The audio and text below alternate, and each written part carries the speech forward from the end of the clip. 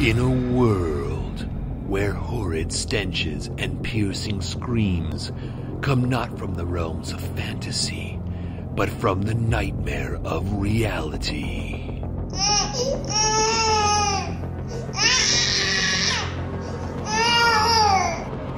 Come two heroes, bonded by love and the kind of desperation only parents can know.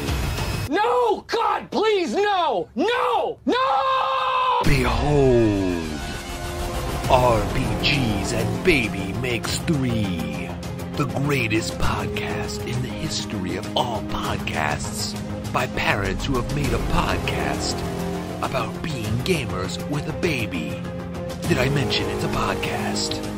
Here are your hosts, Gretchen Hilmers and Rob Hessler.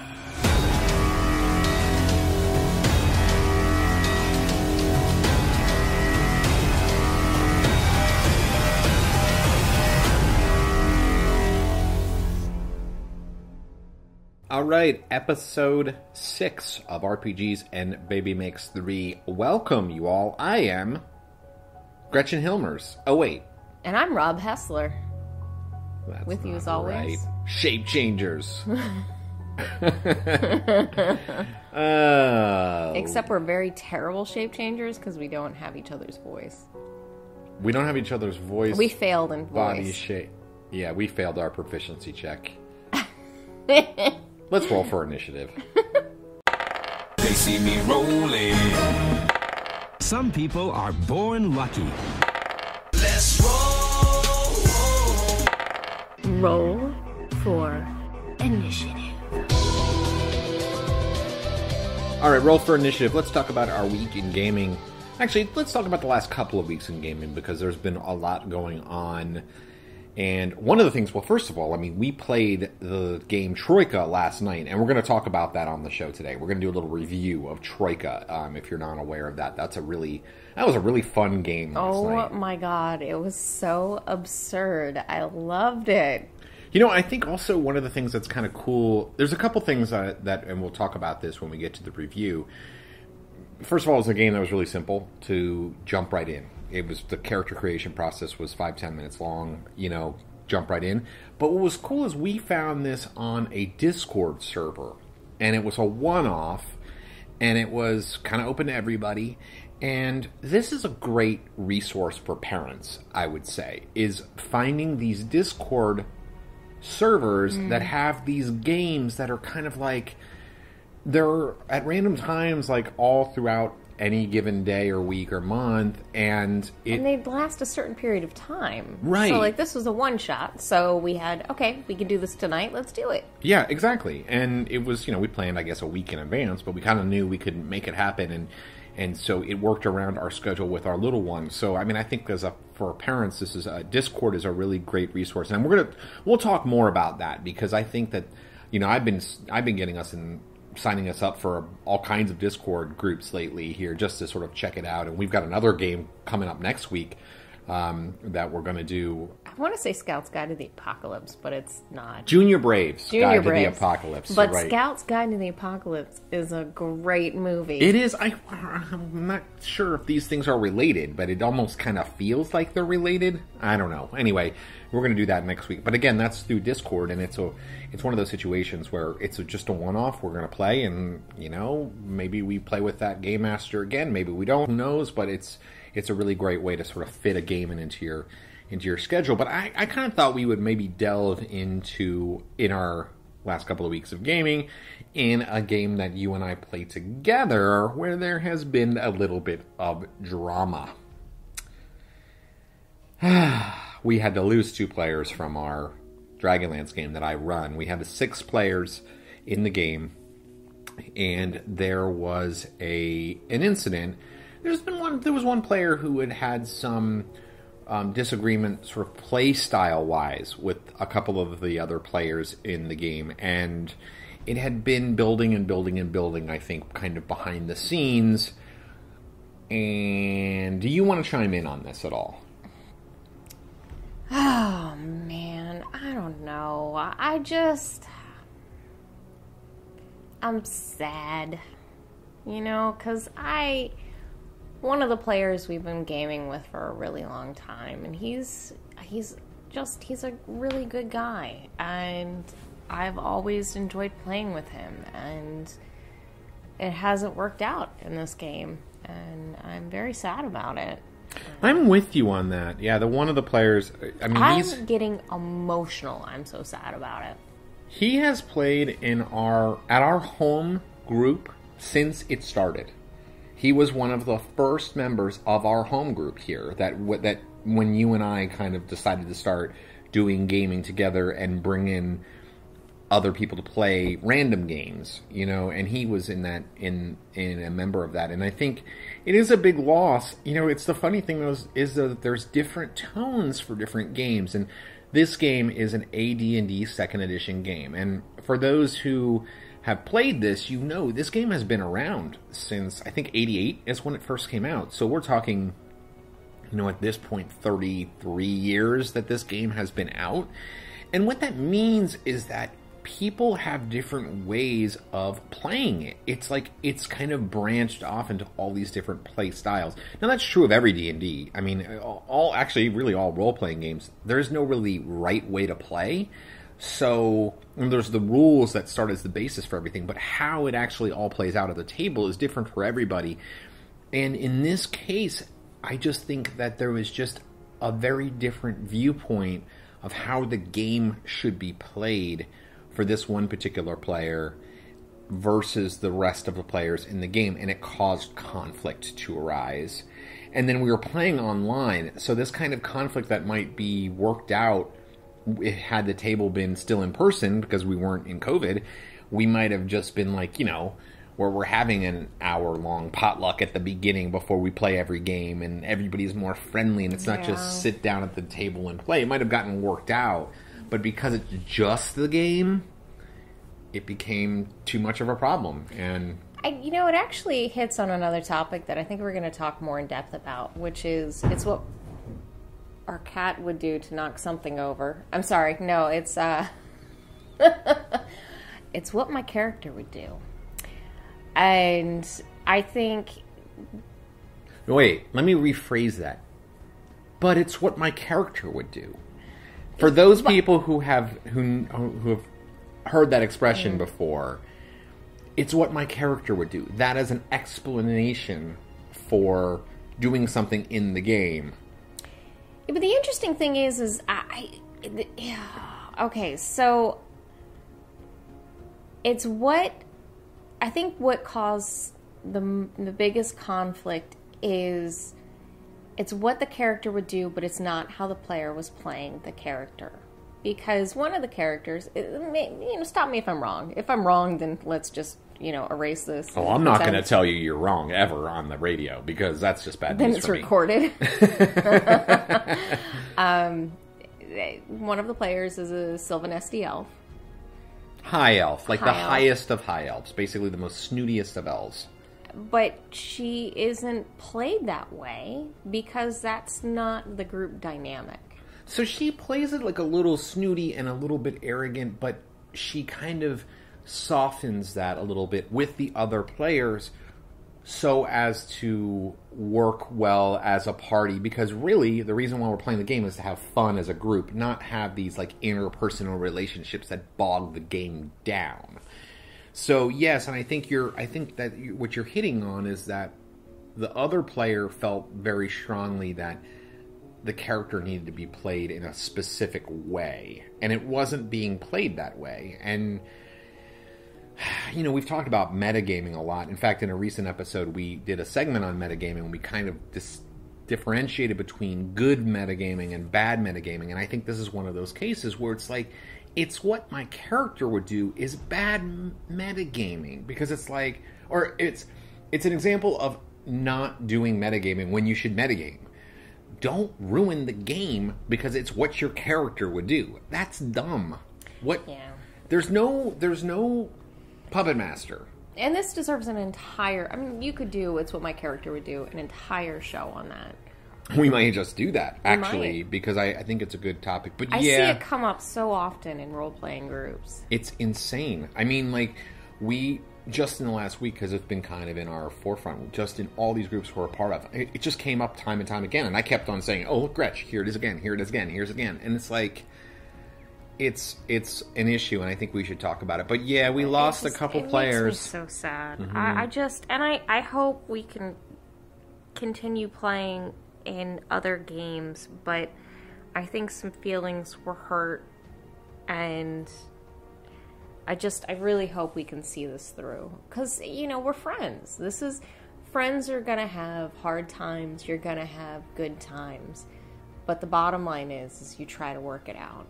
And emotions run high in a role-playing game. That's the thing, is more so... all games, actually, really. We've known some people who, get very emotional at tabletop games. But I think role-playing games, because you're taking on a character's persona, and you start to feel that, its emotions do run a little higher. And people take things personally, and... especially since we're online, and it's just, it's a whole different thing. This online thing sucks. This pandemic sucks. I don't know if I've said it during the 6 episodes, but I'm going to say it. This pandemic sucks.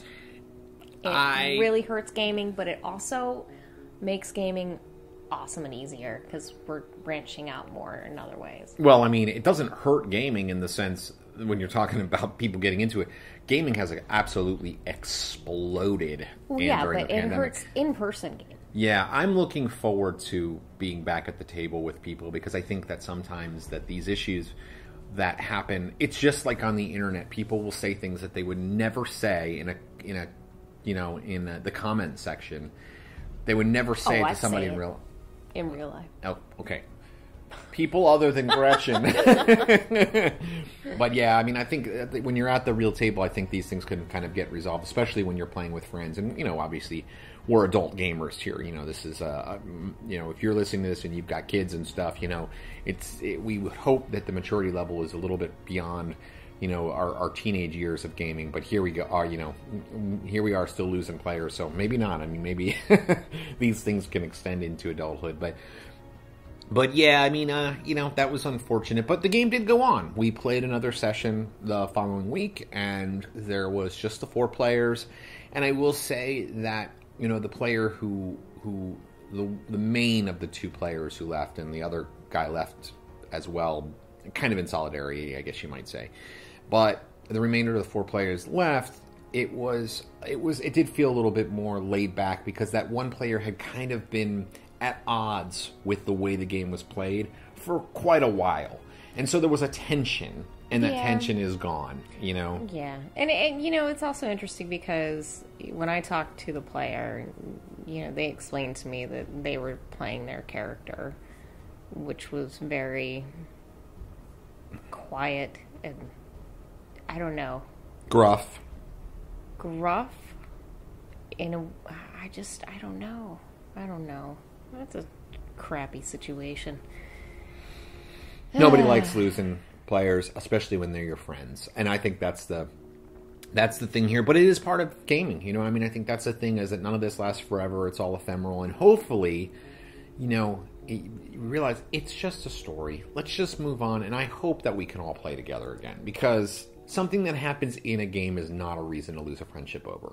It's just not. That doesn't mean that feelings can't be hurt. It doesn't mean that an apology doesn't need to be made. But it should not be the reason why a friendship ends. It's not worth it. It's only a game. It's a game that we're playing. So I hope that we can do that. Get back together, play some other different games and stuff like that. So speaking of other different games, we've got Ravenloft coming up this evening. Actually, at the time that we're recording this, we're going to be playing the Pathfinder Ravenloft game that is run by Amanda Plageman, who was our guest on last week's, or 2 weeks ago, two episodes ago. And she is actually making a return appearance on this episode as well to talk about the controversy over wheelchair ramps. Look out. Good God. Look out. And I think you might be a bit surprised of her opinion on this. It's going to be really interesting. So why don't we dive into the beef of the show? You know, the funny thing is that's become a thing outside of the podcast now. I know, but nobody gets it because it's so inside. I mean, I don't even understand. Like, it's a joke you and I make to each other. Why are these two idiots laughing? I know our other parents that are listening. They all have these stupid inside jokes. You spend so much time with your significant other. You just have this, whole... language of stupid inside things, and nobody gets it, and eventually that's why we're all ostracized. We have all right, here's the beef.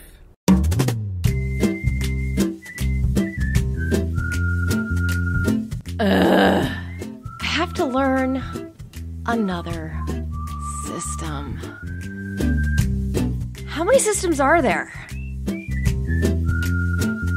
How could this happen to me? Product reviews. Alright, so we're going to talk about a new game that Gretchen and I just played for the first time actually last night. That's why we wanted to record this segment now, because it's really fresh in our minds, and that is Troika. Now, wow. Yeah, this was a really fun, really wacky kind of game. It's published by the Melsonian Arts Council, and hardcover book was about $20. Bought it directly from them. Actually, and it's a little book. It's a little book. I know, it is nice.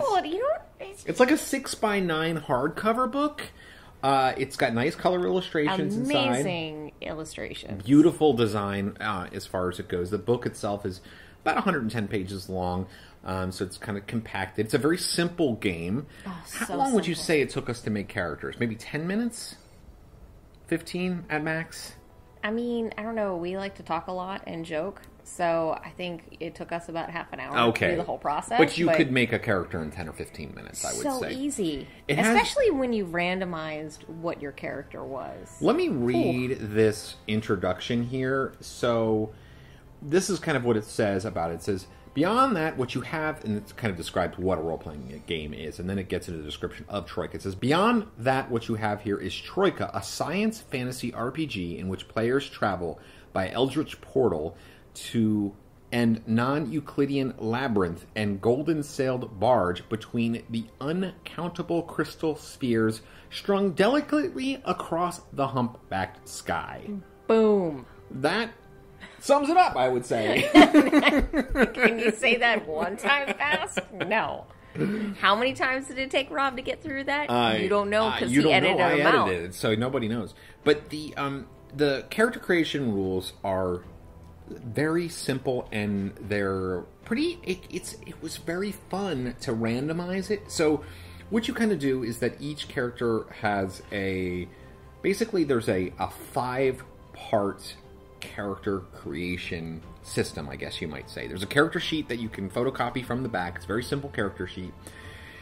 And you have 3 stats. You have skill, stamina, and luck. And those 3 are used in different ways throughout the game. And everybody begins with a certain array of basic possessions. And then you roll a random background for your character. Now, this is kind of like your character class, I guess you might say, is the background. And what they say is you roll D66, but they have a really interesting way of looking at it. So you only use D6s in this. And when they say roll D66, what they mean is you roll a D6, and whatever number that is the tens place, and then you roll another D6, and whatever number that is the singles place. So you could roll, if you roll a 1 and then a 6, that's a 16. If you roll a 6 and a 6, that's 66. So that's how it kind of works, and there's this array then of these backgrounds. Now, you got what did you roll here? 63. So I rolled the Adventuresome Academic. You're a classically trained academic, a product of the universities of the Brass City, the Palace of Tigers, or some other less prestigious center of learning among the spheres. And I went total hoity-toity, librarian, sharp features with... I mean, from my perspective, you were like research librarian, snooty librarian lady. Like, the smartest person in the room, whether she was actually the smartest person or not. Yeah, which was a little hard for me to play, because I don't usually... I mean, I am the smartest person in the room. I just don't say it, but she did. It was fun. And her name was Razzle Dazzle. And so I went in a totally different direction, and I rolled randomly, so this just ended up happening, and I ended up becoming a member of a fellow of the Sublime Society of Beefsteaks. Brawlers believe the application of might and a good beefsteak is the universal truth. Words have no power and can no more define the universe than they can build a house, lift a cup, or sear a steak. Might can. Really, they have thought a lot about this. And my character started off with some meat, grill, and was basically, the picture shows him, he's kind of like a bodybuilder. So I had wrestling, swimming, climbing, all this stuff. So my guy wore jorts. Yeah, a string tank top, was totally oiled up and was flexing, and I like the accent, the sort of southern dumb accent I was gonna doing, sort of. Did you just say southern dumb? Yeah. I don't know that you're really allowed to say that. Are you No. saying like all southern accents are dumb, or you just No, went with, I'm like... not saying all southern accents are dumb. I went with the stereotypical, like, dumb hick, basically, accent, I guess you might say. Well, what would you say I did for the accent? I don't know. Can you just do it again? I'm starting to get a little bit confused again, so let's just go ahead and move on. I don't know. Slow-witted? I don't know. I don't know. I wasn't like southern dumb. Well, okay. Anyway, so I picked up an accent. Gretchen was kind of more pinched in the way that you spoke. And so we played this game on Discord with a bunch of people we didn't know, actually. It was the first time we had played... strangers. Yeah, and it was a lot of fun. Like, each character was totally different. Totally People different. randomized. But I will say, your character's name was Big Mac. Big Mac, which I stole from you. Yes, because my character in that sci-fi game. And then there was another character, King Burger. Yeah, he named his character King Burger because I had named mine Big Mac, and he wanted to kind of play off of that. But King Burger was hilarious. Yeah. He basically played like a low rent king, and whose like land had been destroyed, and he was like walking around like a king. And then like one of the other guys who was like obsessed with demon blood decided to become a knight of his and was like walking around with him the whole time, pretending to be his knight. Okay, and let me just say, we were in a land of candy. It was Candyland, basically. Yeah, it was candy. Candy Mountain. It was a mountain. But. So, but some of the crazy things were the denizens of the land were, let's say there was a marshmallow knight. There was literally a marshmallow as a knight would be eating marshmallows. So somehow there was this sort of humanoid version of candy, and yet they ate themselves, kind of, basically. Creepy. It was creepy and weird. I loved it. The game master did a really good job of, she knew the game pretty well. I guess she had run this adventure before. So we get dropped off on this island, basically, from one of these barges. And in a lot of ways, it played out kind of like a typical role-playing game, a fantasy role-playing game, in the sense that there were obstacles that we encountered that we had to go through. So it plays straightforward, only it's totally insane because everybody has weird backgrounds, weird abilities, and everything is sort of strange and psychedelic and surreal almost. Did you describe it to me, or did you read the description that it was like when you're reading Fear and Loathing in Las Vegas? Yeah. And Hunter S. Thompson is out in Barstow, headed to Las Vegas, and the drugs kick in. Yeah, that's the game. It's like if you were playing D&D, and then all of a sudden, like, everybody at the table was like on an acid trip, and like that's the game basically. But the rule set was so simple. It was like so simple. We tried to read the rules beforehand, like how to do combat and all that, and we were kind of like, what is going on here? And then when we started playing, it was so intuitive and it was so fast. Like, you could just sit down and play. Now, this is not the kind of game you're going to do a long-term campaign for, but for like a one-off every now and then, totally fun. Think you could do a longer campaign with this? You could. I think you could do something maybe 10, 12 sessions. Because Razzle Dazzle has armor now. Yeah, I know. You got way for armor. You died. I know. It was almost a TPK. It was very close. 2 characters died, including Big Mac. And for those who aren't familiar with what TPK stands for... Total party kill. Total party kill. Yeah, we almost... Some weak monsters. Yeah, basically some birds that were made out of wafers and ice cream. Fizzies and ice cream. Yeah, Big Mac was the first to die, and I rolled actually during the game, and you don't roll a ton in the game. I think I rolled less than 10 total times. I had 3 critical failures, including 2 during the battle. Look, y'all, I'm going to come out and just give a little backstory, okay?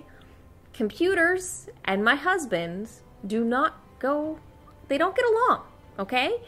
So if you're testing... Why can't we get along? I just don't understand. But if there's some weird bug in a piece of software, he's going to find it. If you've built a video game and you want to find out where the major critical failure of it is that will make the game, like, literally turn the computer it's playing into a smoking time bomb, send it my way, and I'll find it. So, and I'm bringing this up because Rob thought it was a great idea to use the online dice roller. Well, everybody but one person was playing the using the online dice roller. Yeah, well, look what happened to you. You know what, though, was funny? The guy who was actually rolling in real life was the other one that died. So, I died and he died. But the thing is, it was also our first time ever playing in this particular Discord server. So I just wanted to be out in the open and just roll everything in front of people. Just to kind of like, hey, we're the newbies here. They all knew each other. All of the other players knew each other, had played together before. So we were like the newbies. And I just kind of wanted to be like out in the open and like fit in. You know what I mean? Like, you're new, kind of fit in. Good gamer etiquette, I think, in that part. But the game is really fun. I thought it was really pretty interesting. The core rulebook actually comes with a bunch of...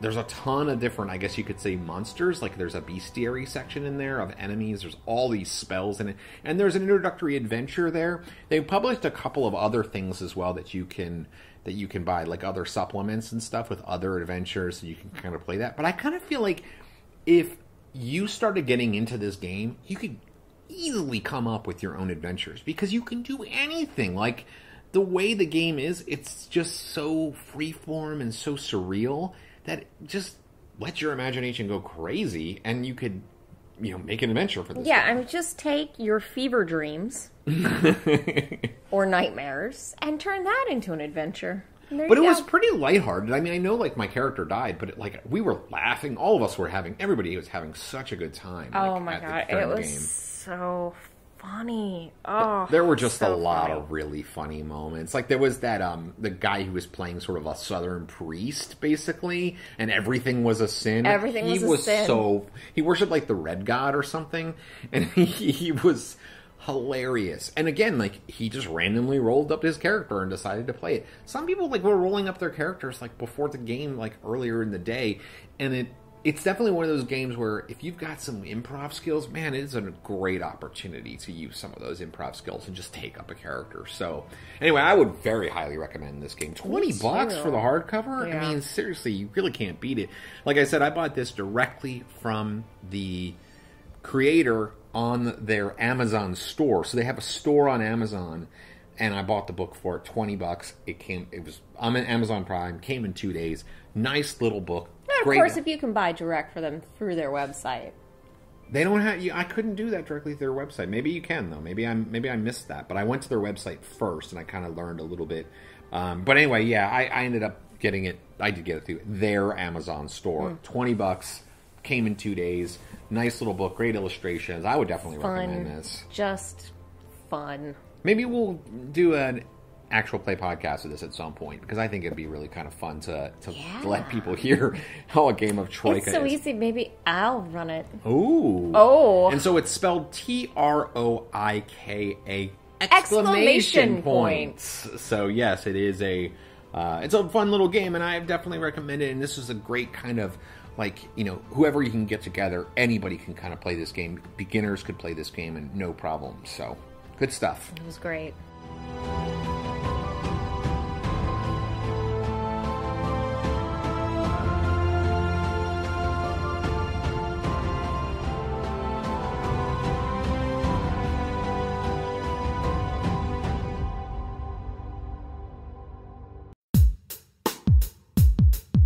Hey, what's going on?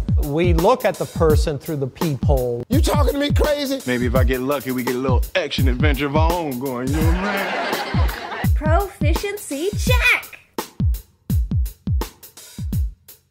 Okay, so we wanted to talk about something that Gretchen and I have been thinking an awful lot about, and that is the distinction, the journey or the destination. So now you probably heard this in like your regular life, you know, with the journey or the destination, like what's more important or whatever. And one of the things I think is in role-playing games, this is particularly important because you don't win. And for the most part, games, a lot of the games that we play, you're not really winning. Like if you're playing Dungeons & Dragons, there's no win. You know, I mean, character survival, I guess, is winning. Sometimes you beat the big bad, but then the game continues on. It's not like the game is over when you beat the bad guy. The game continues on. The world still exists. Ended. My campaign ended, but the world didn't end. They won against that particular big bad, but it's not like the world doesn't exist anymore. It's not like there wouldn't be a new menace that could arise. It's like there isn't really like a win or a lose. The point is that, and this is very important, it's really about playing. In my view, there's the difference between trying to defeat the big bad versus playing the game that's in front of you during a specific time period. Gretchen, why don't you dive in here? Because I know you've got some thoughts and feelings about this idea. I definitely have some thoughts and feelings about this. Many thoughts and feelings. And I feel like you might be delaying right now to gather those thoughts and feelings. Well, you might be right about that. So, let's see if we can come up with an example here, because I think one of the issues is that one of the things that we kind of... Is this kind of like, is this like reading the full book or the Cliff Notes? Could we compare it to that? Like, the Cliff Notes will get you to the end faster, there's no detours, there's no fluff. But when you read the actual book, there's everything in between. Here, let me give you an example from a game that I recently played in. I'm playing in a second edition game that is quite good, actually. It's just begun. It's a second edition AD&D game, and in that I'm playing sort of a barbarian character. We're in the frosty, like, frozen north, okay? And it's not totally over for, like, frozen. Like, think kind of like the Scandinavian countries. So there's, like, it's icy, but it's not just everything is frozen over.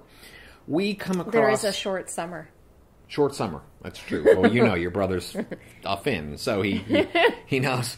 So essentially, I'm playing this barbarian character. The other player in the group is playing sort of a sorcerer wizard type, right? But kind of like shaman-y in a way. So we see this shepherd boy is being attacked by wolves, right? So we're like, we gotta save the boy from the wolves. Like, they're going to kill him, right? So I run up, and I try to throw my spear. I roll a 2. Spear goes wild, right? Which, of course, attracts the wolves, because that was, like, my kind of surprise attack or whatever. Then I run up, so then I'm like, all right, well, forget about throwing stuff. Let's pull out the sword now. We're going to chop these wolves to bits. Pull out the sword.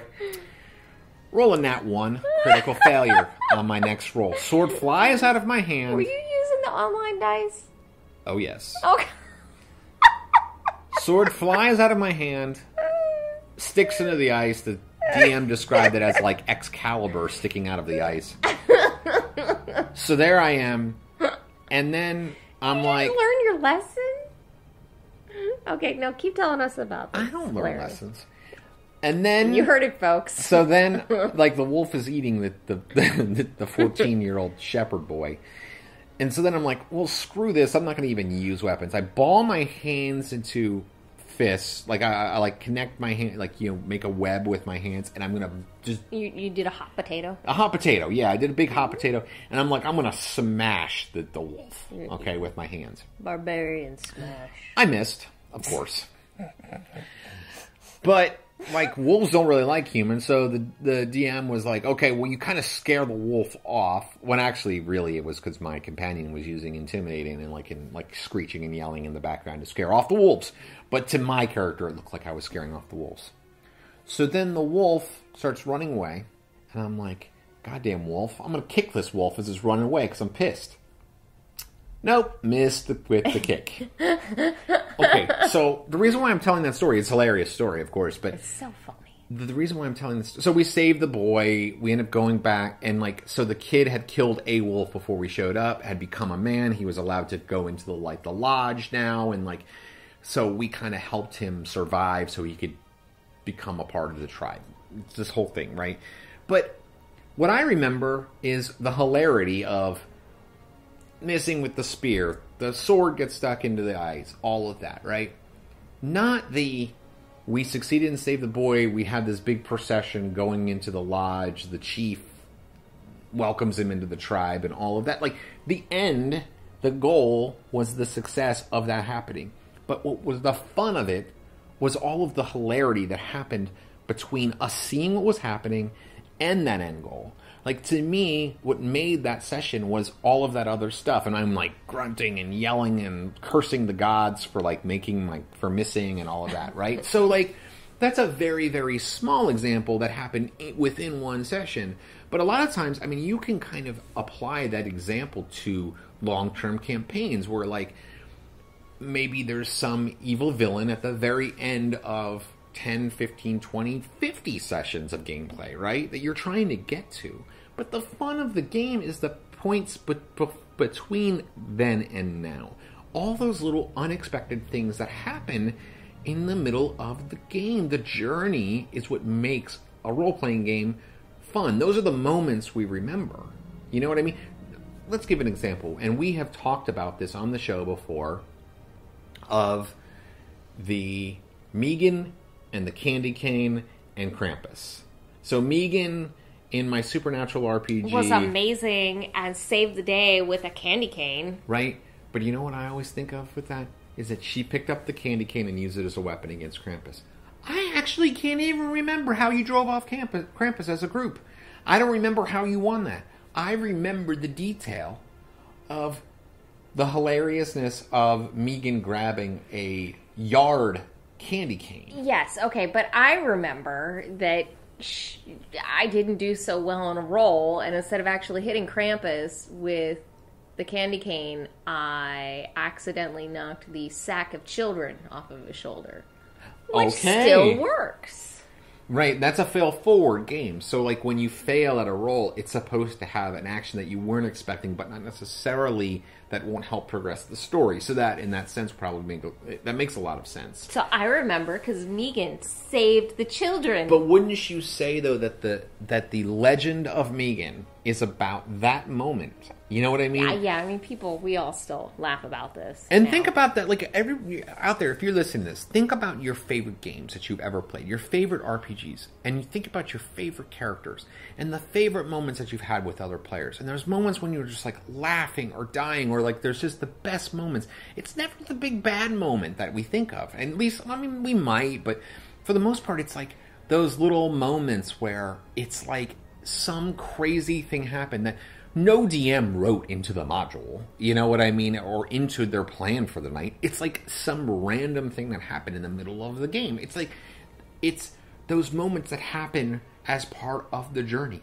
I mean, it's like a mimicking of life. Like when you're on a road trip, that's like the most boring road trip. We live on the East Coast, right, of the United States. So we drive up and down Route 95 all the time. Yeah, but we're not in a rush to get somewhere. We find some great things to stop at. The best breakfast sandwich I've ever had in my life was along Route 95 that we found, remember? Oh yeah. Or the time we stopped at an African restaurant and we had this amazing African food one night. Or when we stopped and we got these incredible donuts from in a place in Richmond. Or not on 95, when in the same town we went to the biggest chain Lynx, the largest fire hydrant, and an amazing mural. I'm looking at our photo of us in front of it now. It was like a Roger Rabbit mural, like it looked like an opening that went into another world, I guess you could say, on the side of a... It looks like it was kind of a desert. Well, okay, it goes into a desert. Who cares? But it goes into another place that doesn't exist. Since we're talking about it, I just want to get up and get it, because this is something that I'm going to do. Let's see. Well, I mean, the point is, though, that was amazing that we saw those things in that place during a random stop on our journey. Yeah. Do you remember where we were going? I don't remember where we were going. I remember the journey. I actually don't remember where we were going. See, that's the point. And I think a lot of time in D&D, like, almost these little stories of the journey are they're what make the game. Yeah. They're like what make it fun. They're the little stories within the bigger story, I think, that make the game. So it's like... Well, not tabletop, but this is my problem with Fallout, is I like all of the side stories, usually more than the main storyline. And so it takes me, a really, really, really, really long time to finish a game, because I want to go catch all of those other little unique bits. And you're not alone. That's very common. I know it's very common, and I love every one of you that do that. You're a completist. You want to get everything done in the game. Everything. I must open up every spot on that map. You should try Final Fantasy VII and see how long that takes you to do that. But but I mean, like the point is that and I think this is I don't know if this is just kind of a rant that you and I have, but it's like, I like to enjoy the game while it's happening. You know what I mean? I know we want to get to the end, but I don't want to rush through the role-playing scenes. I want to explore the world. I want to open it up. I want to see every little bit and piece of it. What little random thing draws me? I want my giant hamster. Well, that sounds like a personal problem. Oh, God. Gretchen is referring to giant hamsters, which are bred in a region called Hilo by the Kender in the Dragonlance world of Kryn. And what are they bred for, Rob? Riding.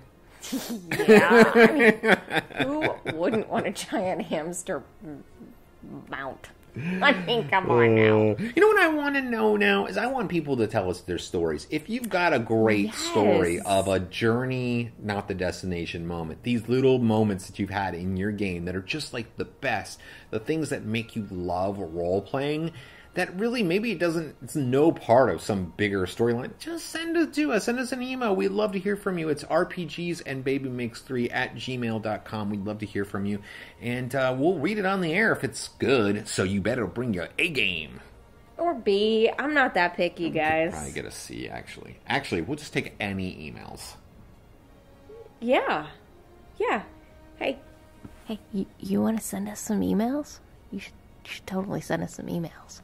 By the way, I just want to say quick while I'm thinking about this, thank you to our 5-star rating on iTunes right now. We have gotten a few reviews, and they are totally 5-star reviews, so thank you all. Oh, God, hey. We're kind of a big deal. Oh, my goodness. Yes. Let's get to our next segment, because this is going to be a good one. Don't worry. Don't worry. I'm not going to do what everyone thinks I'm going to do. Flip out, man. Look, I've got a major problem, okay? Hold up. Wait a minute.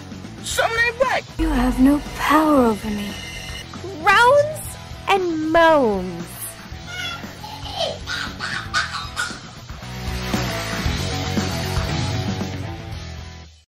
Okay, groans and moans. We have once again on the podcast our good friend Amanda Plageman, and we're going to be talking about, I guess, something that's become oddly, controversial, and that is the Candlekeep Mysteries book that's coming out for 5th edition Dungeons & Dragons here very soon.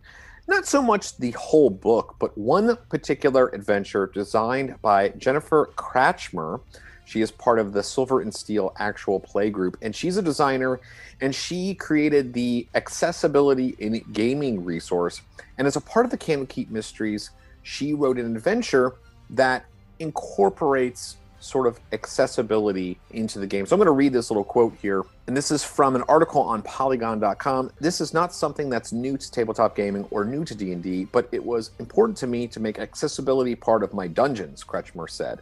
As an ambulatory wheelchair user, I wanted people to have the opportunity to see themselves represented in-game. We have the ability in fantasy to imagine things. We don't have to pay to make those accommodations. This is something we can imagine in our brains, and it's there. So it's something that was really important to me to put into my design. So there's been kind of a lot of talk about this recently. There's a few gaming products that have come out in recent years that sort of relate to this. And one of the things is when this debate came up, there were a lot of opinions about this, about having essentially wheelchair ramps in this dungeon is what it really is all about. There was a big debate about it. And before we started talking for this recording here, I was mentioning is that one of the things that I sort of found interesting is that the vast, vast, vast majority of the people who were speaking on this issue were not in wheelchairs.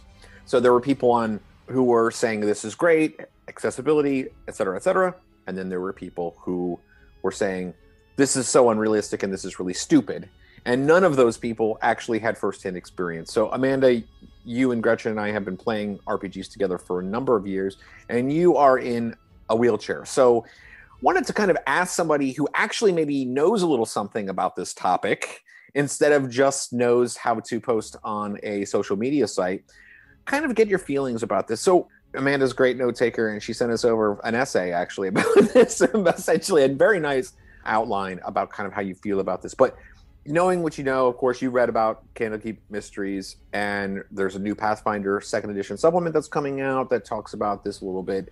You've been supportive of a selection of miniatures that utilize a wheelchair in them. There's all this stuff, and we'll talk about all that during this. But just sort of what is your first visceral reaction to kind of hearing that there is a controversy about all of this? First reaction, it doesn't surprise me in the slightest. Anytime a gaming industry makes a change, whether that's racial diversity, gender diversity, whatever else, people are always going to be unhappy about any sort of a change. So I'm not surprised. As far as how I feel about the changes themselves, on the one hand, anything that gets more people into the game, anything that allows people to see themselves in the game where they previously did not, that's a good thing. Go them, go the people doing this, go diversity. Awesome. Personally, I hate to say it, but I think it's kind of ridiculous. And why do you think it's ridiculous? I mean, because my initial reaction was like, who the heck cares if they put wheelchair ramps in a dungeon? Like, is that really, to me, it's like a big deal. People want to play a character that's in a wheelchair because they connect with it. To me, it was just like, well, whatever. I didn't get involved in the argument, but I paid attention to the argument because it was all over basically every RPG board for about a week or two. And an admin would shut down commenting, and then another, another thing would start up because it was so why do you think it's ridiculous? Well, it always seems a little odd to talk about realism in a fantasy-based RPG since it's, well, a fantasy-based RPG. But part of what makes fantasy work is that the fantasy elements are exceptions to reality. You look at a fantasy realm and it's more or less real except for this, that, or the other thing. And the more exceptions to reality that you put in, the more you strain credulity. That's why typically when you put in these big elements, you put in dragons, you put in spellcasters, you put in elves and orcs and whatever else is. And those are your big fantasy elements. You don't necessarily feel the need to replace horses with six-legged riding lizards. Basically, you're using up your suspension of disbelief on the good stuff, the big stuff, and the more of the little things that you're also spending it on. Eventually, it just becomes too much and it stops being interesting. But that's just my opinion.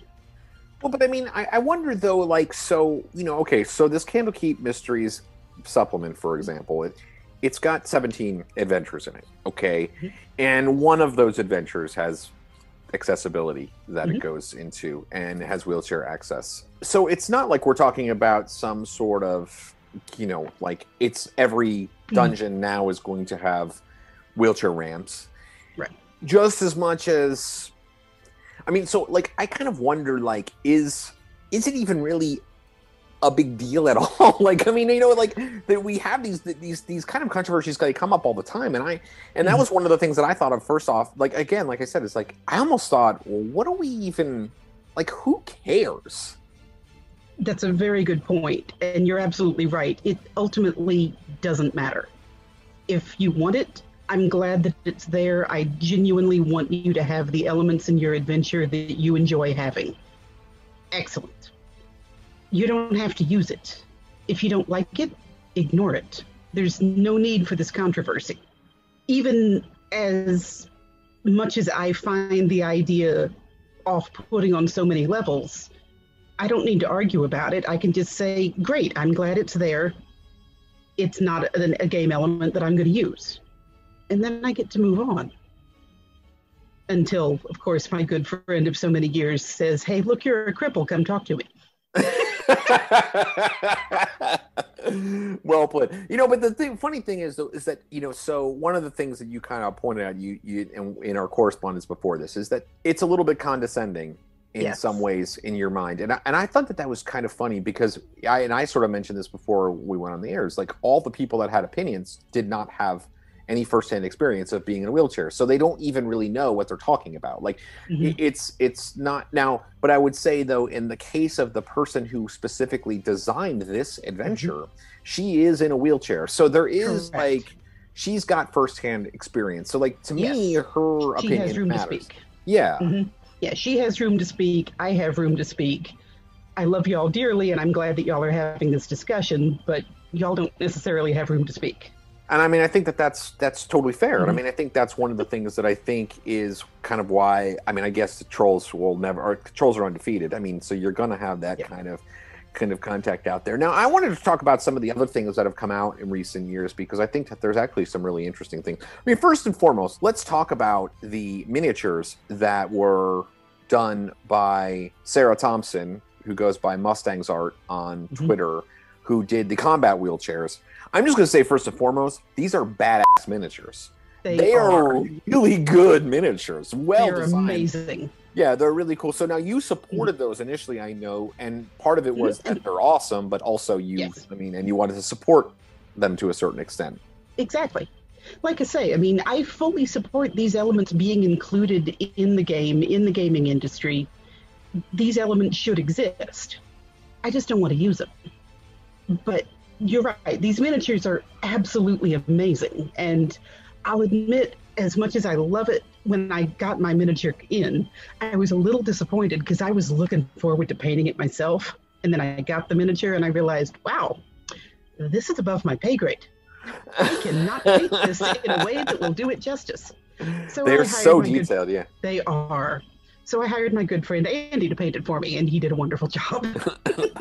Yeah, they're really detailed. They're really nice miniatures. And I mean, I think that I kind of look at it, and this is one way where I can say a little bit, and it's fine, is that one of the things I think, and this is going to sound maybe terrible, and I don't know, I'm going to say this now out loud to you because I really want to be chastised if I should be.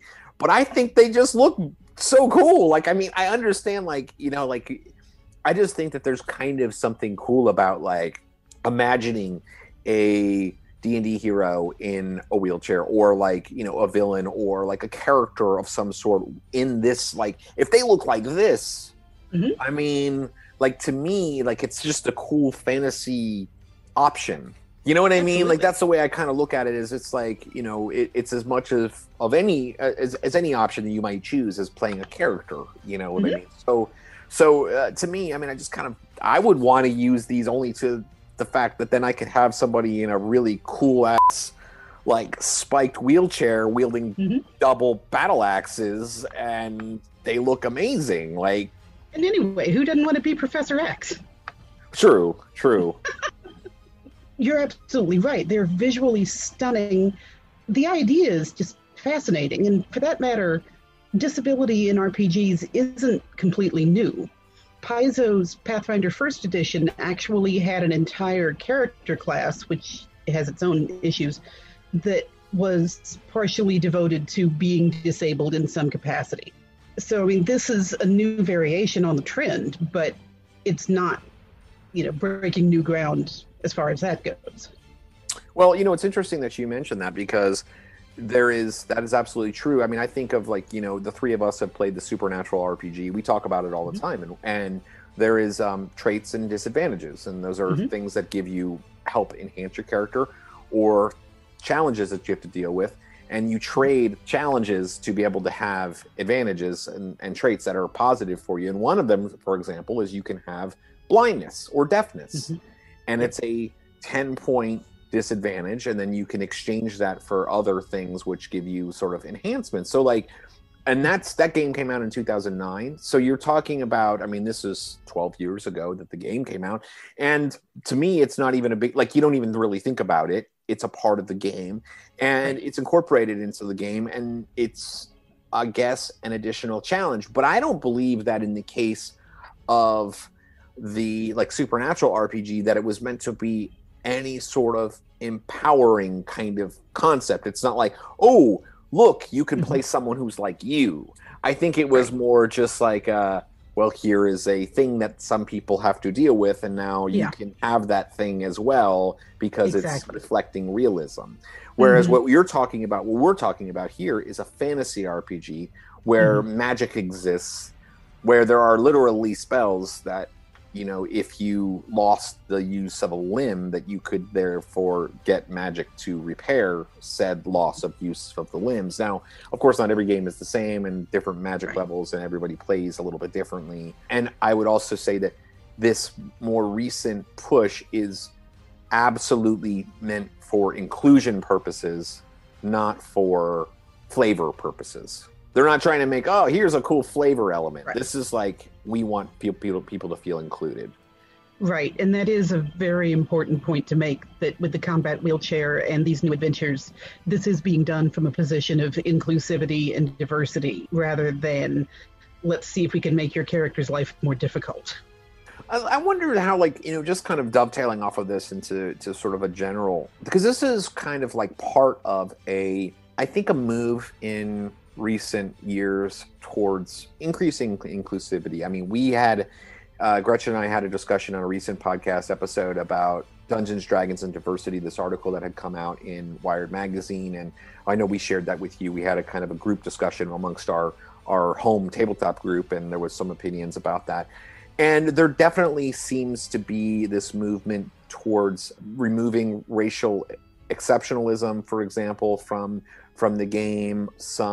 Feelings about certain character races like drow elves and half orcs as being potentially unacceptable, and I could imagine them being removed from, you know, future editions and stuff. I have mixed feelings about this. Again, I'm in the most privileged class here, so I'm like, you know, the white dude, you know what I mean? So it's kind of like, you know, what am I going to complain? You know, I'm not really don't have much to complain about. So every time I'm coming from it's a philosophical discussion for me. It's not a personal discussion for me. But it's the privileged white dudes that are the ones that are making all of the fuss and being the trolls too. So I'm thrilled to have a privileged white dude coming at it from the other direction. Go you.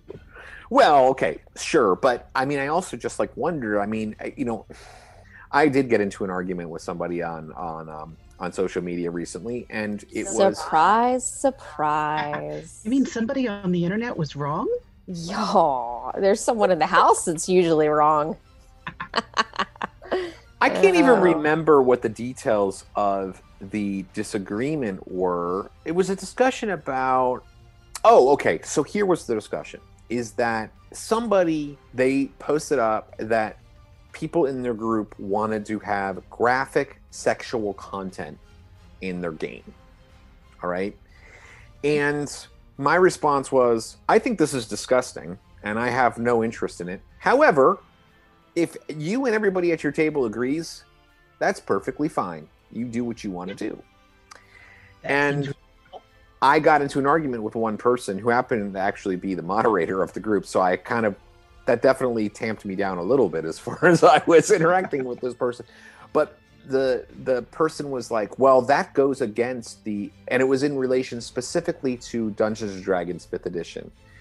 And the person was arguing that goes against the code of conduct that is put out there by Wizards of the Coast and for playing Dungeons and Dragons.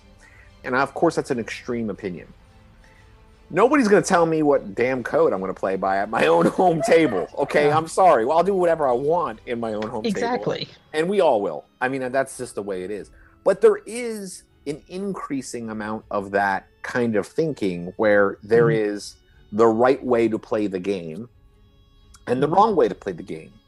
And so I think that what is happening a lot of times, and I think it was happened in relation to, for example, this accessibility issue and bringing in wheelchairs, for example, or having these wheelchair ramps and things like that show that bring in inclusivity, or we're talking about, you know, racial diversity, or doing Oriental adventures right. Like, not calling it Oriental adventures first and foremost would probably be the best way to do it, but doing correctly characterizing Asian cultures in, you know, in RPGs. There's lots of these examples, you know what I mean? Is that I think people are concerned, and, you know, the trolls are just the most extreme example of this kind of thought, like, well, people are going to ruin my game. You know what I mean? They're worried about ruining my game. And I think that there is a small percentage of people who take it to that kind of extreme of where it does sort of feel like they want to suck the fun out of it. Like, they want to suck the fun out of my game that they're not even a part of. Like, and there is a little bit of that. So while it doesn't justify the decision to be pissed off that there's wheelchair ramps, or that they decide that they want to have elves that have dark skin like people of color and not just all be white, and, you know, like, that there's something wrong with you if you feel strongly that should not be the case. You have an issue, a racial issue you might want to resolve. But I think that it's really more based in people are afraid that something that they love is going to be taken away from them. And I think that there is a problem, is that there are trolls that are as equal agitators. Yeah. That go to that extreme where it's like, literally somebody is telling me I am not allowed to play what game I want to at my own table. Exactly. And I think that that's the scary thing. And I think even you're talking about it, like, you're saying, oh, I'm not going to use these wheelchairs, but at the same time, I support that it exists. And I think that's the careful line we need to walk, you know? Mm-hmm. There was a situation that I had in the LARP that I used to play in where they switched from the set of mechanics they've been using for decades to a completely new set of mechanics. And it was a huge controversy, and the people who were on board with the new mechanics were mocking and condescending towards the folks who liked the old ones, basically saying, well, nobody's going to come and take your old books away from you. You can still play your own little games in your own little way. And that's true. But there's also the other end of it, though, that you kind of are taking things away from me if I can't find a game that does things the way that I enjoy. You're right. I mean, the folks, when we switched over to the new mechanics, I still have all those old books with all those old mechanics. I can't find a game to play in it. So the folks who switched to the new mechanics have functionally taken my books away from me. They're sitting on the shelf gathering dust right now, but they may as well be in the trash. I'll probably never get to use them again. So for all that, no, I absolutely despise trolls, particularly the edgelords that go so far beyond edgelords they become pizza cutters. But I see where they're going. I mean, all edge, no point. But I see a little bit where they're coming from, in that, well, you know, if everything becomes so sweet and nice and not the way that you enjoy, if that becomes so pervasive that you can't find a game that you do enjoy, well, then those folks pretty much have come in and taken your fun away from you. I don't think it's ever going to go that far, but I kind of see where there's at least some legitimate cause for concern. Well, I think one of the issues that I think becomes sort of true, and so, because I'm an old school gamer, I actually like 5th edition. I mean, I've played it before, and I think it's fun. I think it's a good game, but it's not my favorite. So I don't play it because, I mean, I'd rather play something else, you know, and that's kind of the thing. But what I do sort of feel is, like, what comes along with it is a shaming, like you mentioned, a shaming of those who like the old way. And I think that's the thing. And this is so difficult, because it's a difficult line to walk, because, you know what, we don't want to say it's okay that you want to keep something in that's like racist or homophobic, or right. Harry Gygax says that women can't have percentile strength in the old editions. They are not allowed to be as strong as men. You know, exactly. Like, so we don't want to say that's okay. Like, so we don't want to say that. But at the same time, it's like, I run old school games and I just say, well, no, that's stupid. you know, you can have percentile strength, or you can have, we're not going to play that, you know, we're going to have racial diversity. The knighthood has men and women in it. We just totally just ignore what the published is to update it, but we're still playing in the old thing. But I do feel that there is like a little shame, like it's like a little bit of a shaming. I think that's where it is kind of like you almost feel like you are a bad person for playing the old, like you're meant to feel like a bad person. Oh, definitely. You're made to feel that way. It's a continuum at this point, that how much can you update before you lose the original flavor? And everybody has to answer that in a different way. And everybody who sets the line lower than somebody else, the person who sets that bar higher, then they're going to mock and shame anybody who sets the bar lower. And unfortunately, with modern forum culture, that just gets savage and it gets taken personally. And I mean, people get accused of hate crimes for not wanting to have these sorts of elements going on. And on the one hand, it's utterly ridiculous, but on the other, you can't really argue with it. Otherwise, you just get turned on again.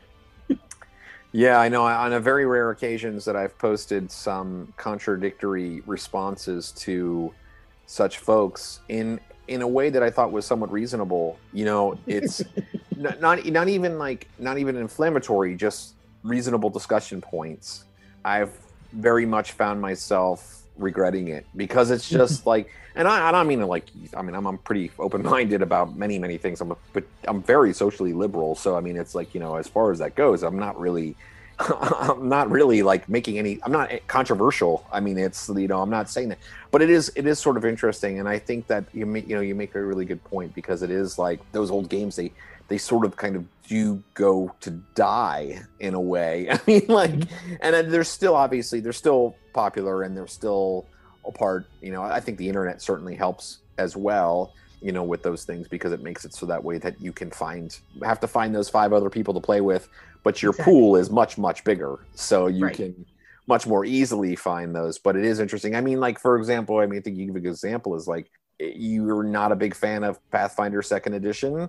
You were a huge fan of Pathfinder 1st edition. You played Pathfinder Society and were headed up Pathfinder Society for years, and then they switched. And then, I mean, you're running a Pathfinder game, which is fun, but at the same time, it's kind of like Pathfinder 1st edition is kind of over. It is, yeah. I mean, I don't like it, but I can't deny that it's so.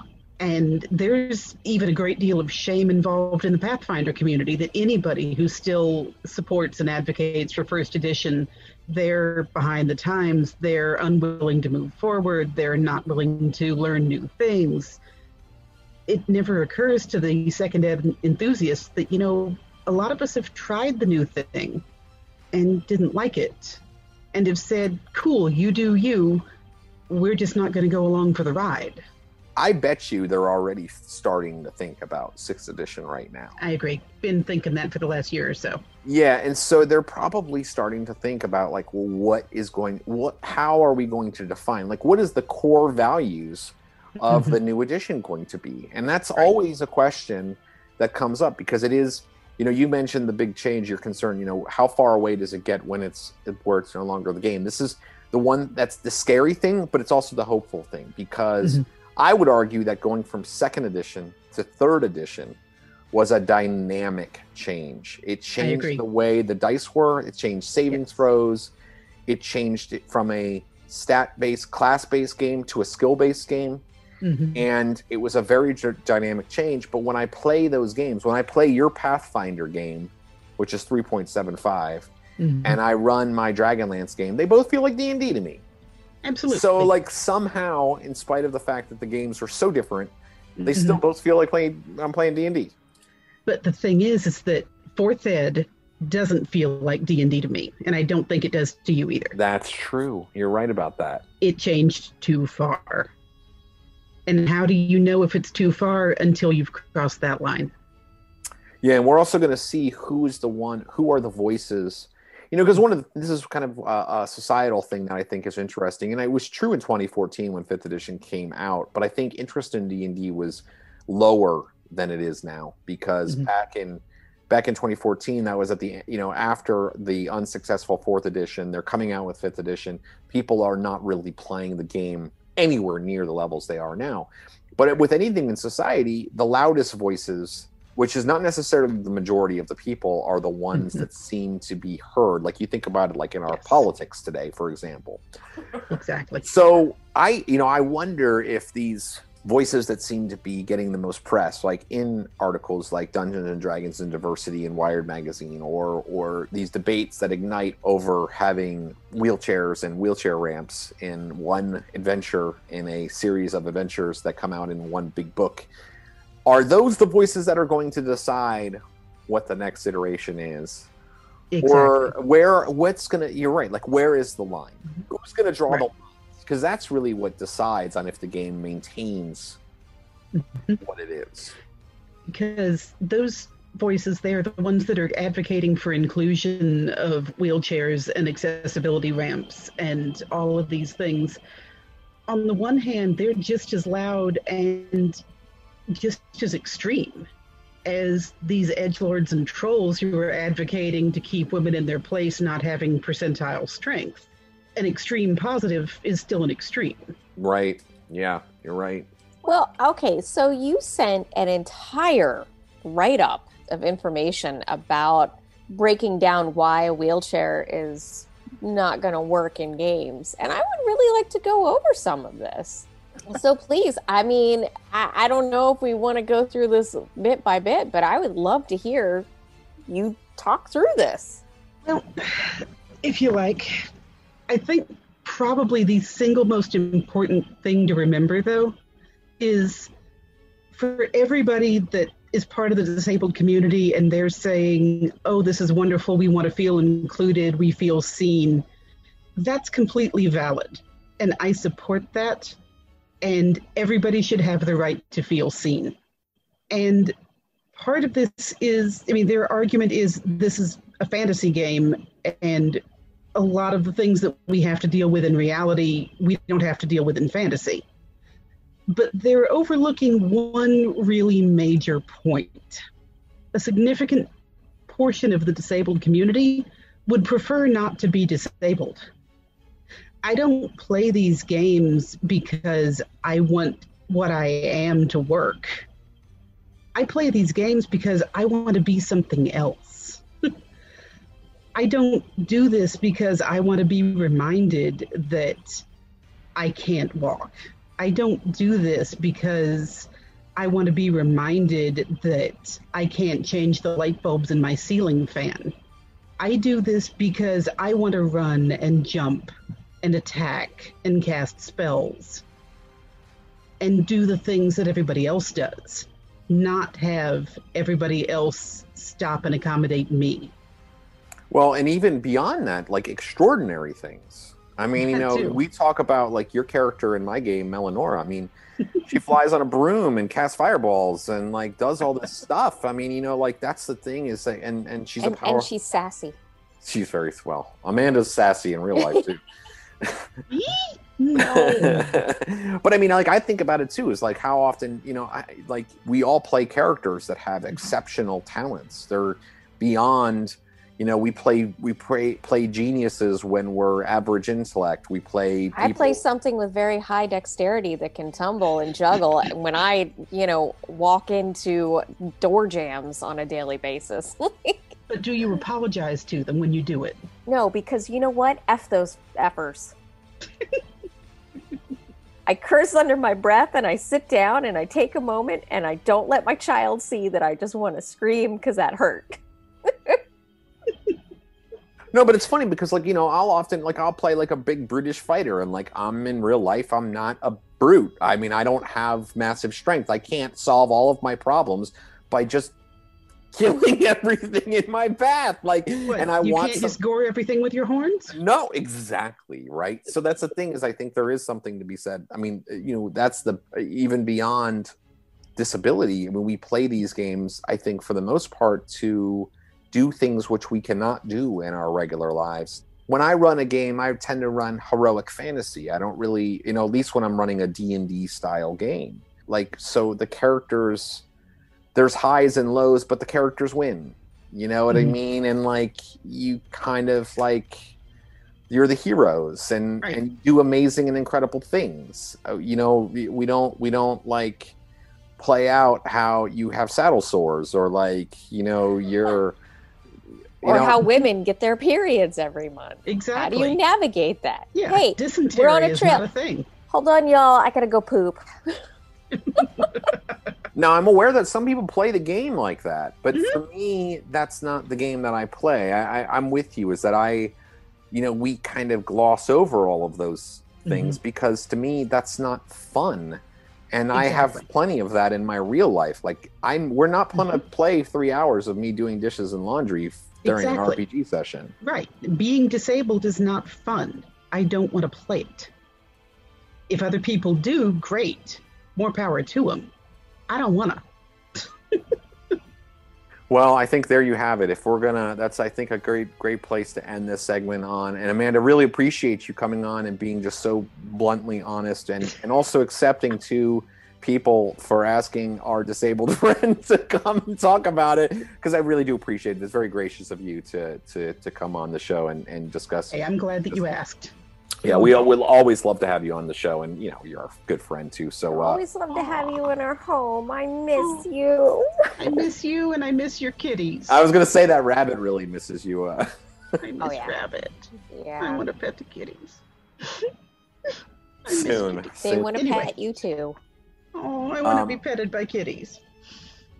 If you have any questions about this topic and you want to hopefully not troll us, maybe you have some constructive thoughts or ideas, you can email us at rpgs@babymix3, and we would love to hear from you, because I think this is a really fascinating topic, and this is a conversation I think that's going to continue in the next couple of years, as like we said, as the 6th edition starts ramping up and other games, you know, as well start coming out, and this topic becomes more and more important as we go forward. So thanks again, Amanda. We really appreciate you coming on. Amanda Plageman.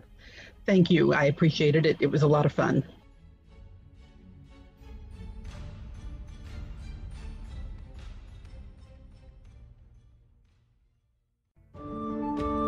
Wow, that was another great episode. Man, I'm really... Wow. God, man. So good. Could you imagine listening to us on the other end of this and just being like, holy wow. Holy wow. Well, you know what? I'm a parent, okay? I would have said something else a year and a half ago. You know, sometimes it slips out. I still say it, I know. But then I'll have to edit a beep in and everything, which I have done, but...